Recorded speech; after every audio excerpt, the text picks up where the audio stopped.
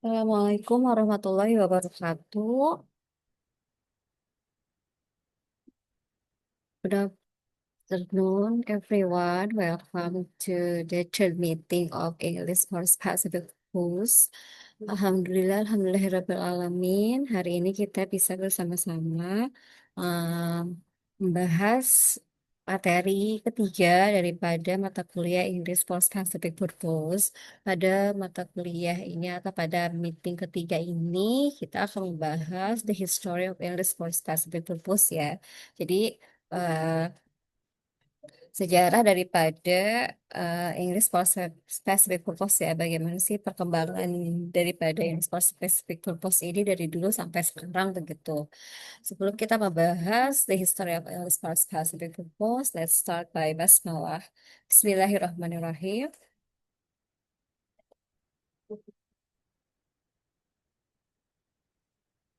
Sebagaimana yang sudah dibahas di pertemuan sebelumnya, bahwa ESP adalah salah satu approach atau methodology for teaching English, which is designed for specific disciplines ya. Bahwa ESP adalah suatu pendekatan atau metode of teaching English juga yang desain untuk specific disciplines atau specific purpose atau specific domain, specific field, specific area begitu. It for specific purpose can be defined in terms of the purposes and the specificity of the purposes for which teaching of English is necessary. Di mana SPI ini bisa didefinisikan sebagai eh, bahasa Inggris yang memang dikhususkan untuk tujuan-tujuan tertentu begitu ya. Dan kebanyakan sekolah-sekolah kejuruan atau di universitas-universitas dan prodinya itu kejuruan begitu biasanya menggunakan Inggrisnya untuk for specific purpose begitu.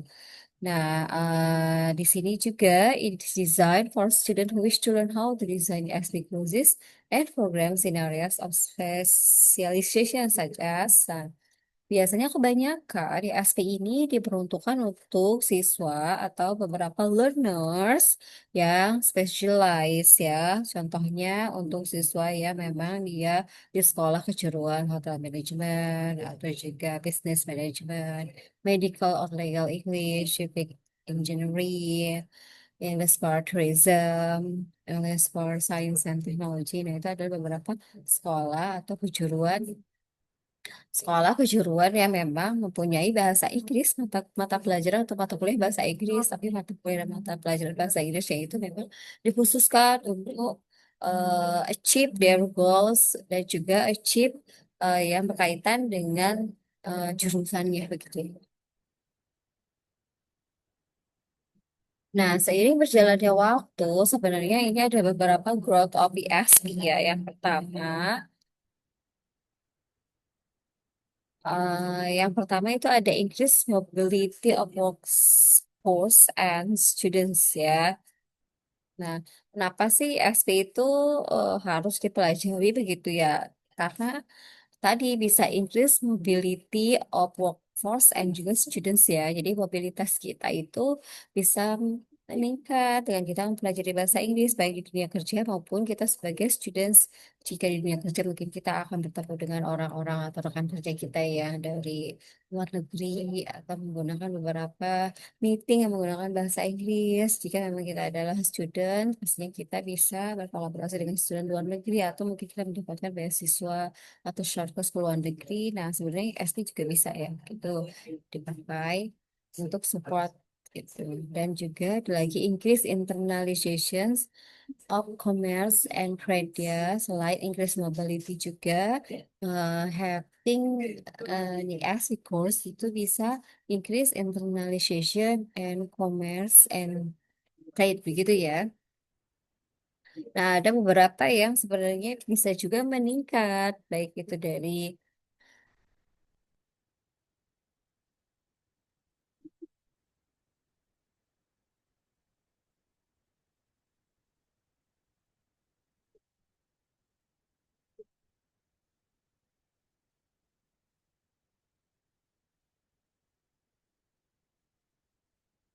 perdagangan-perdagangan ya. dan juga kerjasama internal ya. Sorry tadi seperti putus ya. Oke, selanjutnya juga growth of ESP ini juga widespread adoption of EMI begitu ya.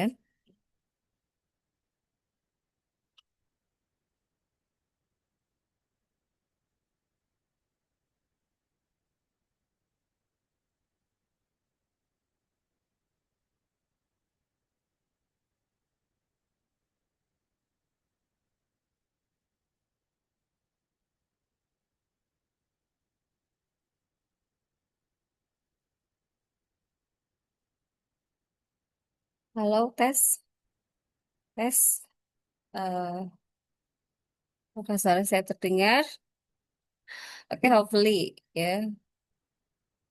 Ya, langsung kita lanjut ya. Sorry for technical problem. Nah, untuk ESP juga atau growth of ESP juga bisa widespread adoption of EMI ya.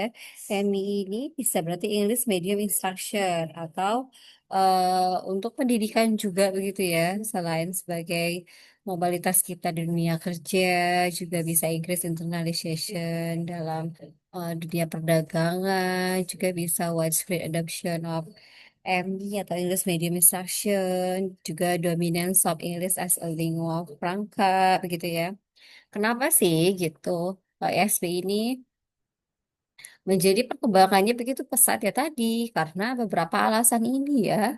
Bisa increase mobilitas kita di dunia kerja, bisa increase internalisasi kita di dunia perdagangan, bisa widespread adoption di dunia pendidikan juga.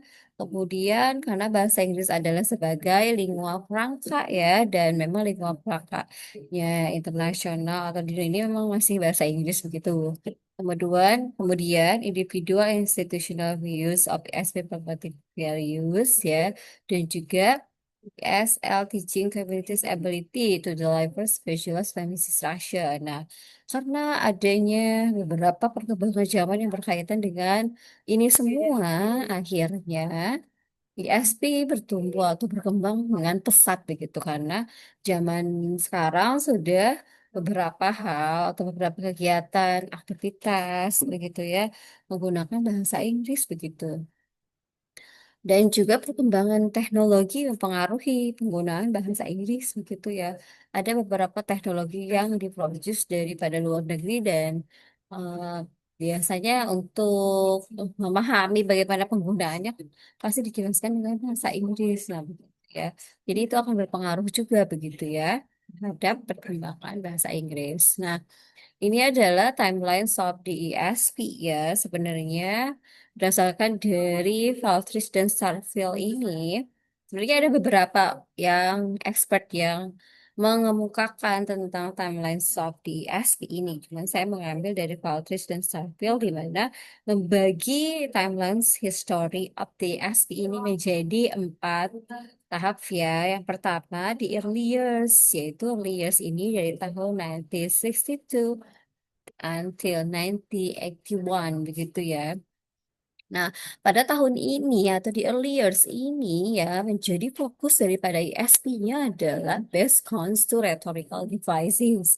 Ya, nanti masih ada sih penjelasan selanjutnya ya akan saya jelaskan pada tahapan setiap tahapnya begitu atau setiap tahun perkembangan ISP ini ya. Selanjutnya di tahun yang kedua yaitu di recent past ya pada tahun 1981 sampai 1990 ya. Nah, kalau di sini fokusnya ESP pada Browning the Scope Introducing Central Concepts begitu.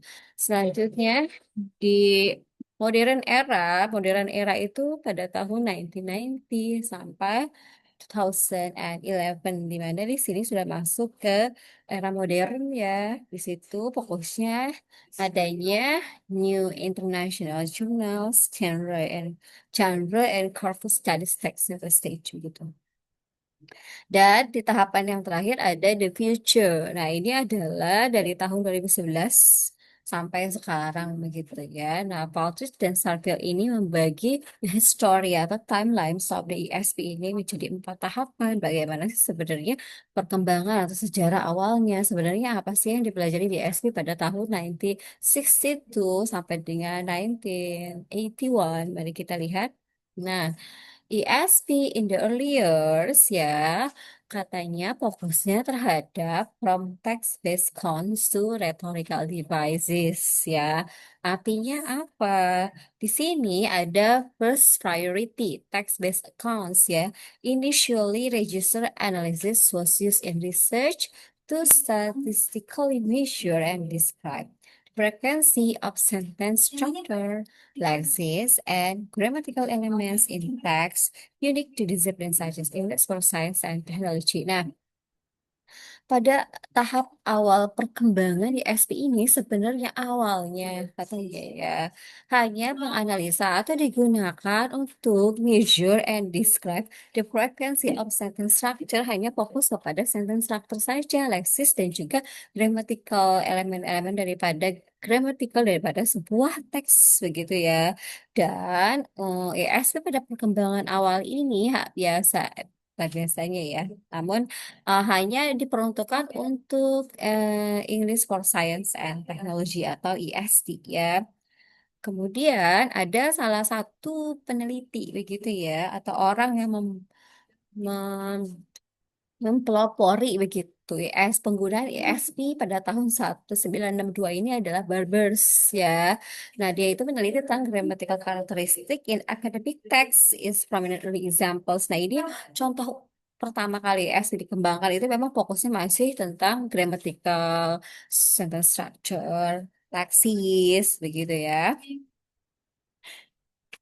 Nah, kemudian di dalam in the early years ini ada 2 tahapan. Yang tahapan pertama atau first priority ini masih fokus terhadap sentence structure, lexis, and grammatical ya. Nah, namun di tahapan kedua ini lebih fokus kepada rhetorical devices yang fokus shiftnya artinya bergeser gitu fokusnya.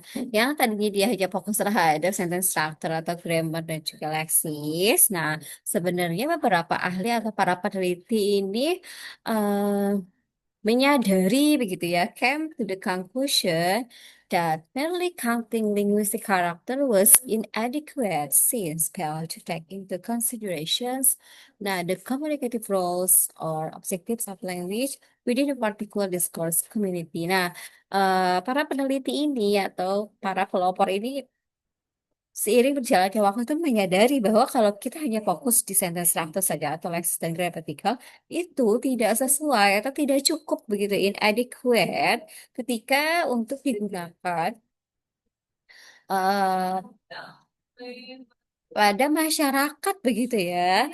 Nah, di sini take into considerations ya, hal-hal yang menjadi consideration atau pertimbangan kenapa bergeser begitu fokus ya dari grammar menuju ke discourse begitu karena communicative roles or objectives of language within a particular discourse community, karena adanya demand tentang komunikasi begitu ya. After that, the emphasis shift from the sentence level to discourse and rhetorical analysis. Tadinya mereka hanya fokus di sentence level saja, unit ya, small unit daripada sebuah bahasa.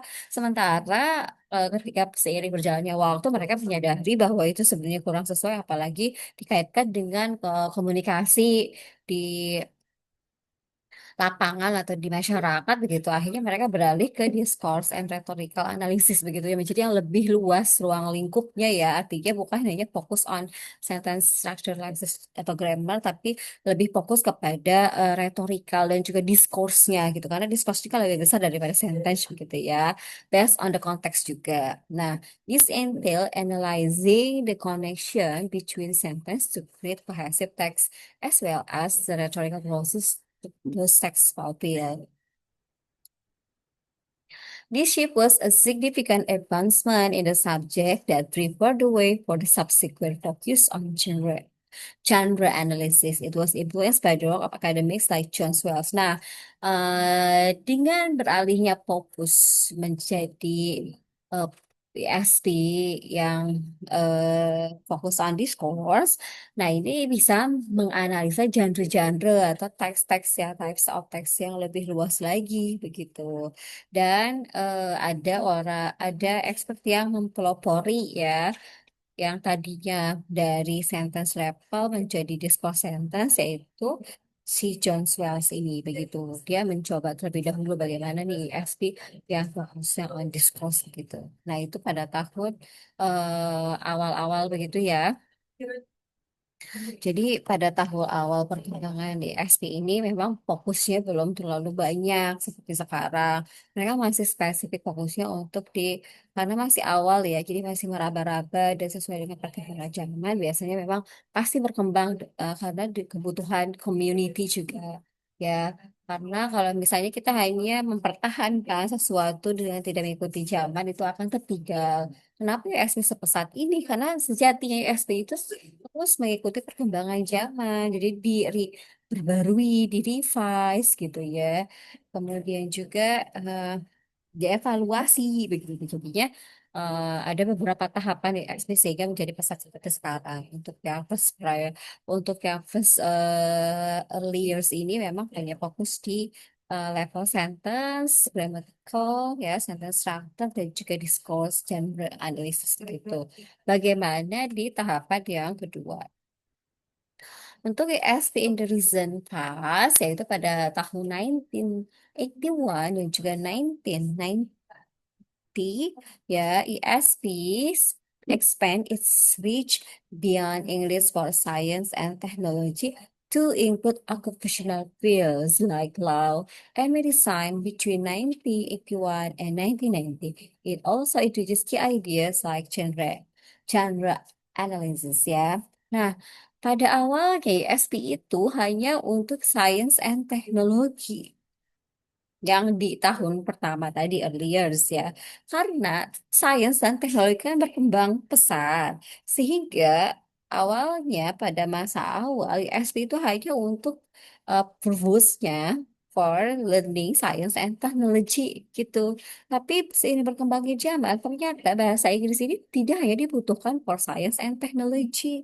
Ya, pada tahun 1981 and 1990, nah ternyata dunia eh, hukum begitu dan juga kedokteran ya medical begitu membutuhkan membutuhkan bahasa Inggris gitu untuk berkomunikasi ya.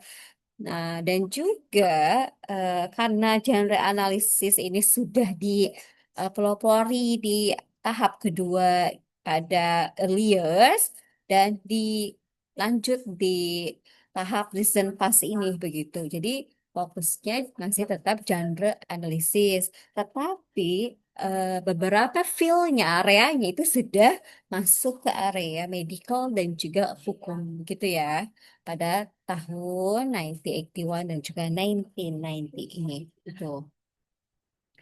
Lagi, John Swales laid the groundwork with his work on article introduction and his book Genre Analysis. Nah, ternyata John Swales inilah kembali ya, maksudnya kembali melakukan penelitiannya atau membuat buku juga ya yang berkaitan dengan genre analisis ini begitu.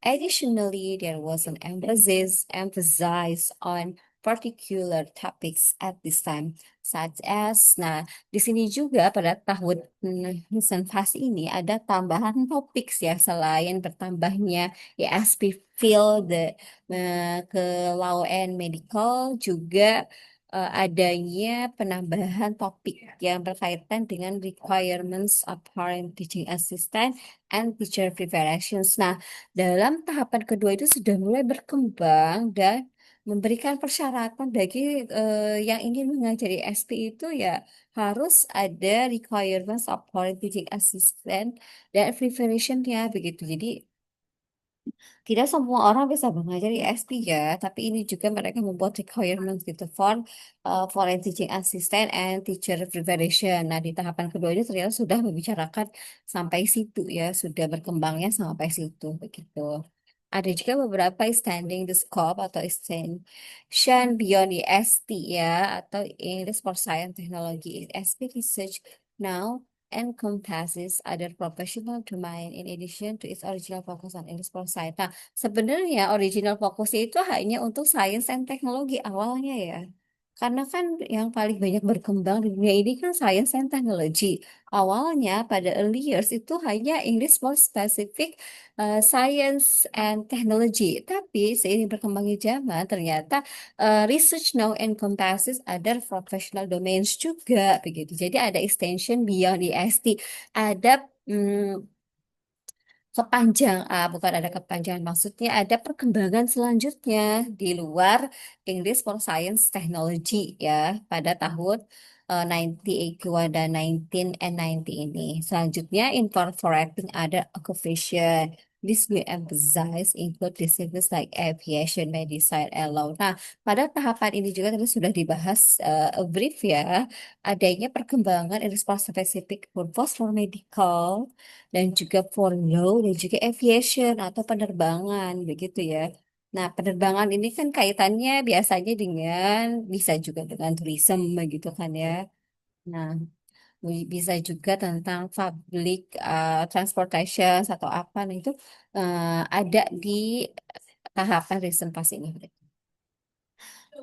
Selanjutnya, driving factors, ya, the necessity to adapt language training to particular professional needs, the growth of international students, and the global share of business and commerce all contribute to the broadening, ya.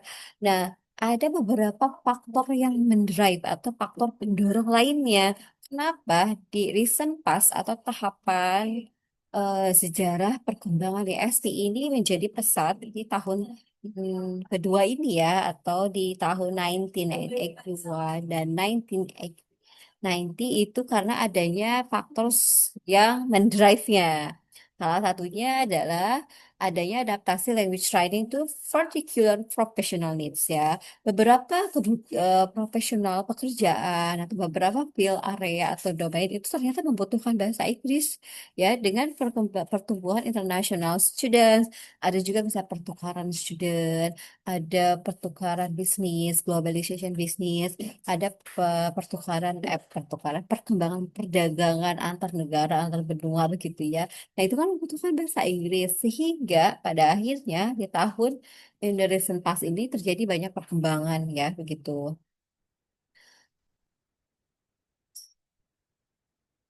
Dan untuk fokusnya, overview of key ideas-nya yang pertama, di tahapan yang kedua ini adalah genre analysis become a key idea ya, especially because of John Swell's work analysis of genre, expanding on his 1981 work on article introduction, Swell's seminal book and popularized the approach and spark important research emphasize on communicative purpose. This work focuses on the notion that recognize and evaluating is generally required and awareness of the community purpose. Nah, eh, sebenarnya ini tahapan pertama ya, tahapan kedua ini masih juga dipelopori oleh si John Wells ini begitu. Di mana pada tahapan kedua dia sudah membuat buku yang berkaitan dengan genre analisis dan genre analisis ini mulai berkembang ya menjadi communicative purposes. Jadi artinya bukan hanya pada grammar, sudah fokus terhadap speakingnya begitu ya. Bagaimana berkomunikasi begitu di tahapan kedua ini. Dan tahapan kedua ini bukan hanya penguatan genre analisis saja, tapi juga adanya teacher training ya. Di mana di sini adanya strong focus on training ESP teachers katanya. International teaching assistant research also address the specific language needs of international teaching assistant ya. Jadi tadi yang sudah dibahas, jadi fokusnya bukan hanya di grammatical, praxis atau sentence structure pada tahapan awal, tapi tahapan kedua ini sudah mulai masuk kepada communicative purpose dan juga ada teacher training ya begitu untuk menjadi seorang guru SST harus ada trainingnya. Hmm, itu di tahapan kedua. Selanjutnya kita masuk ke tahapan ketiga yaitu ISP in modern era. Ini pada tahun 1990 dan juga 2000. and 11. Nah, ya, pada tahun ini ada tahapan ketiga ini, the emergence of new international journals, the growth of gender studies, and the widespread use of corpus studies. Nah, berarti ini sudah masuk ke tahun modern ya, begitu. Eh, pada tahun ini sebenarnya perkembangan zaman sudah sangat pesat sehingga beberapa korespondensi yang berkaitan dengan artikel atau jurnal itu sudah mulai berkembang ya karena seiring berjalannya waktu maka ISP ini mulai berkembang begitu ya, yaitu diantaranya apa di sini using data driven corpus analysis to discover patterns in specialist literature and creating genre based teaching and analysis method. This era also transcend the previous emphasis emphasize on English for science and technology. This advance gave rise to new fields of study such as intercultural rhetoric and a deeper understanding of language use in academic and professional setting. Nah, pada tahun ini itu sudah difokuskan pada the use of English for communication ya, understanding of languages in academic and professional settings. Artinya sudah mulai sangat berkembang. Di sini sudah mulai fokus bukan hanya di grammar, tapi sudah di speaking, pastinya juga sudah di listening, beberapa komponen-komponen bahasa Inggris atau skill-skill bahasa Inggris sudah berkembang di tahun ini begitu. Karena fokusnya bukan hanya di one skill ya gitu. Dan juga beberapa perkembangan jenis-jenis SP lainnya. English for Business and Management, English for Medical Purposes, Science Teknologi yang tadi memang sudah dikembangkan dari awal. Kemudian English for Tourism, English for academic purposes begitu ya, English for occupational purposes. Nah, itu sudah mulai berkembang ya eh, di era ini begitu ya. Hmm. Beberapa important advancement in SP between 1990 and 2011 ini adalah novel international journal. Adanya kebaruan jurnal-jurnal internasional ya, gitu. A platform for broader research dissemination and a more global perspective on the topic was made possibly by the creation of the international publication devoted to ESP. Nah, karena sudah mulai berkembang, sudah banyak penelitian yang meneliti begitu yang berkaitan dengan respons spesifik purpose. Nah, eh, membuat ESP semakin pesat. Karena apa ya? Karena tadi ya, sangat mengikuti perkembangan zaman. Kalau tidak, mungkin tidak akan kita pelajari sekarang juga gitu. Dengan menuliskan beberapa hasil penelitian yang disubmit di jurnal-jurnal internasional. Nah, itu ternyata di SP menjadi salah satu ranah ilmu pengetahuan yang berkembang ya untuk saat ini, gitu masih berkembang gitu. And then yang kedua adalah studies of genre ya. By focusing on the cumulative goals and structural subtext within certain disciplinary and professional communities ya, rather than isolate language traits, the idea of genre emerge as a key analytical tool. Aha. Genre-based approach ini juga fokus terhadap communicative goals and structural subtext ya.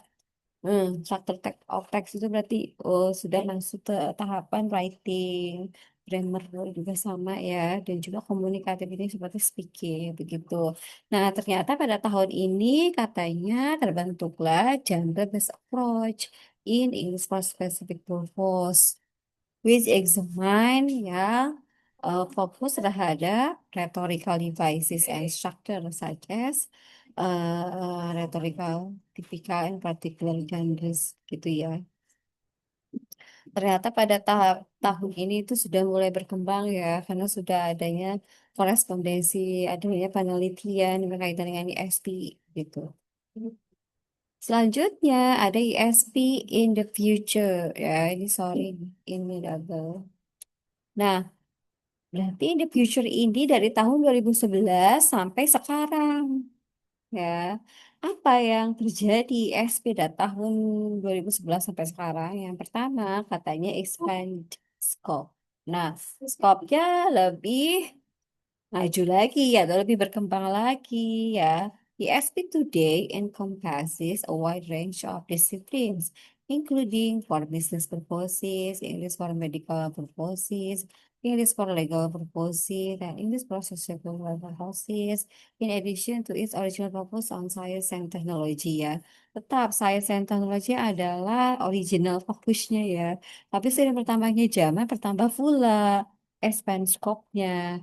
Ada medical purposes, English for legal purposes, sociocultural. Nah, selanjutnya apalagi yang berkembang di tahun 2019 sampai sekarang? Katanya adanya learner center approach ya di dalam pembelajaran bahasa Inggris yang purposes for specific purpose ini menggunakan learner center approach, artinya pembelajaran berbasis students atau pembelajar ya gitu. The use of targeted analysis to create curricula that are switched to the unique needs to students in their academic or professional context is fundamental idea. Kenapa learner centered approach? Karena sejatinya ISP itu harus berdasarkan kebutuhan learnernya. Kita harus menganalisa need-nya. Tadi ya, need analisa itu sudah di warning dari awal bahwa ISP ini memang harusnya fokusnya itu berdasarkan need analisa daripada si learnernya gitu, pembelajarnya begitu ya. Makanya kenapa learner center approach ya? Kenapa pendekatannya menggunakan learner? Karena memang nanti ketika kita mau membuat desain material atau misalnya silabus atau RPP itu harus membuat analisa terlebih dahulu yang fokus on learner gitu ya. Makanya di tahun ini menggunakan pendekatan learner center project itu. Selanjutnya, yang ketiga, apalagi yang terjadi perkembangan ESP di tahun 2011 sampai sekarang adanya current research and pedagogy ya. New ideas such as gender theory and critical pedagogy have been included into ESP research, and both theory and research have influenced teaching practice. Kami informasikan Hmm. kepada seluruh pengunjung perpustakaan. Current research and pedagogy artinya pada tahun 2011 sampai sekarang ini adanya penelitian-penelitian yang terkini mengenai genre teori, critical pedagogy, ya dan juga beberapa research yang mempengaruhi teaching practice gitu. Selanjutnya ada emphasizes on real world skills. Nah, pada tahun 2011 sampai sekarang juga sudah ada apalagi emphasizes on real world skill tadi sudah dibahas ya. Kalau misalnya ISP itu harus based on real world gitu. Seperti training places a strong emphasis on the practical abilities required for particular careers and educational environment. Ya, seperti apa saja, seperti drafting report, summarizing data, and comprehending technical, ya. Beberapa skill-skill yang harus dipelajari di dunia nyata, seperti kemampuan berbicara di depan umum, kemampuan berkomunikasi, kemampuan bernegosiasi, kemampuan menjawab interview, dan segala macam itu menjadi semakin berkembang. Kenapa IS menjadi semakin berkembang? Karena memang kemampuan-kemampuan itu yang dibutuhkan pada saat sekarang ini begitu. Selanjutnya, apalagi yang terjadi pada ISP di tahun 2011 itu kenapa dia berkembang? Karena technological integration ya, Pak, teknologi ini sudah sangat pesat dari tahun 2011 sampai sekarang ini, becoming an increasingly important part of language acquisition and how corpus linguistic they used to guide instruction ya. Karena beberapa teknologi terbaru otomatis sudah ada instruksi bagaimana kita menggunakan teknologi tersebut, bagaimana mengaplikasikannya, kita kan harus menggunakan bahasa untuk memahaminya begitu ya. Semakin kita mengikuti zaman ya semakin mudah kita untuk memahami teknologi-teknologi terbaru. Jika bahasa kita masih belum berkembang, itu tidak akan mudah ya memahami beberapa teknologi yang terbaru. Selanjutnya, apalagi features of the ESP since 2011 ada dynamic and flexible. ESP is always changing to meet new demands in international professional and academic setting. Ini yang menyebabkan kenapa ESP ini berkembang dengan pesat karena dia sifatnya dynamic and flexible. Jadi selalu mengikuti demands international and professional academic setting ya. Kalau misalnya kita tidak mengikuti zaman, ya akan mungkin sudah tidak bisa kita pelajari ke SD sekarang begitu ya. Nah, ini sebenarnya ada studi dari Dayan Agredo ini dari 2024 ya. Kalian ingin mengetahui lebih spesifik lagi tentang perkembangan di SD pada tahun satu. Nah, ini malah dari kalau dari si Dayan Agredo itu 1945, kemudian masuk 1990 sampai 2020 untuk yang ke depan ya bisa visit lagi di sini. Jadi untuk conclusionnya ya, grammatical analysis of technical text was stressed in the early stage of English for specific purpose pada tahun 1960 ya. Jadi pada tahun 1960 ini perkembangan ESP di tahap awalnya fokus terhadap grammatical analysis and technical text ya. Dan untuk tahun 1970